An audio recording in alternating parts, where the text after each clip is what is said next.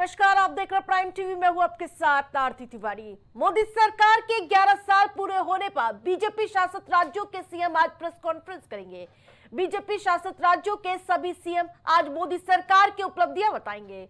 UP के मुख्यमंत्री योगी आदित्यनाथ सुबह 11 बजे लखनऊ के राज्य बीजेपी मुख्यालय में संवाददाताओं के साथ संवाद साधेंगे। महाराष्ट्र के सीएम देवेंद्र फडणवीस, हरियाणा के सीएम नायब सिंह सैनी, राजस्थान के मुख्यमंत्री भजन लाल शर्मा और दिल्ली के मुख्यमंत्री रेखा गुप्ता भी प्रेस कॉन्फ्रेंस करेंगी।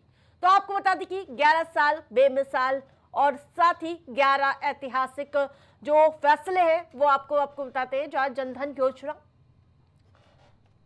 और इसके साथ साथ स्वच्छ भारत मिशन, 10 करोड़ से ज्यादा शौचालय बने, सभी राज्य ओडीएफ घोषित हुए, जीएसटी लागू करना, एक राष्ट्र एक कर की नीति ने टैक्स सिस्टम को पारदर्शी बनाया, आयुष्मान भारत योजना, हेल्थ इंश्योरेंस देने वाली सबसे बड़ी सरकारी स्वास्थ्य योजना, डिजिटल इंडिया, यूपीआई और इसके साथ साथ जिससे डिजिटल प्लेटफॉर्म में सुविधा हुई, इंफ्रास्ट्रक्चर में तेजी, बुनियादी ढांचे को विस्तार दिया गया और अंतर्राष्ट्रीय स्तर पर पहचान। ये बड़ी उपलब्धियां हैं मोदी सरकार के 11 साल की 11 उपलब्धियां। आत्मनिर्भर भारत अभियान, कोविड-19 के बाद आत्मनिर्भरता को विकास का मंत्र बनाया गया, अनुच्छेद 370 हटाना, 35A की समाप्ति,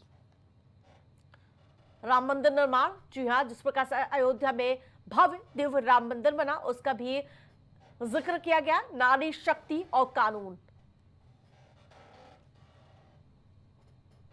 तो ये उपलब्धियां 11 साल में 11 ऐतिहासिक 11 साल बेमिसाल बता रही है। तो दूसरी ओर कांग्रेस ने मोदी सरकार की उपलब्धियों को जुमला बताते हुए आंकड़ों की किताबी बना दी है, यानी कि आंकड़ों को कुछ किताबी बताया है।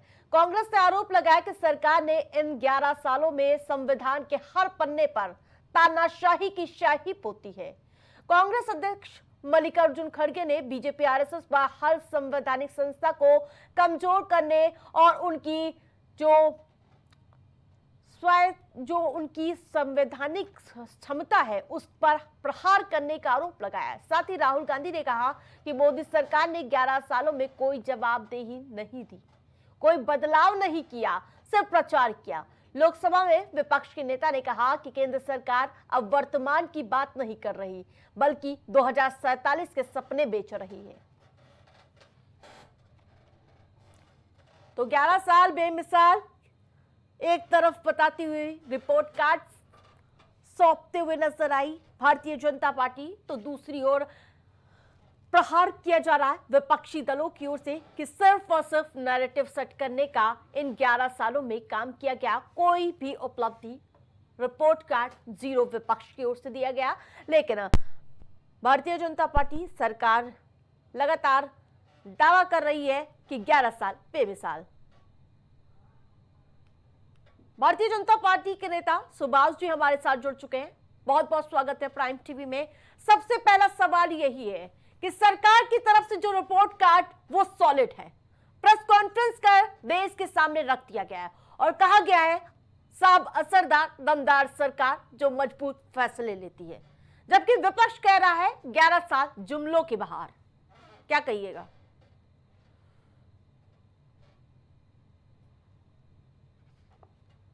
आवाज आ रही है सुभाष जी? आ रही है। हाँ।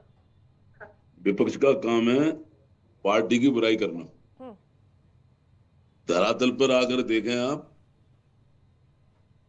11 साल में भारत की जो गरीबी के जनता थी, 27 करोड़ जनता गरीबी रेखा से ऊपर उठी है।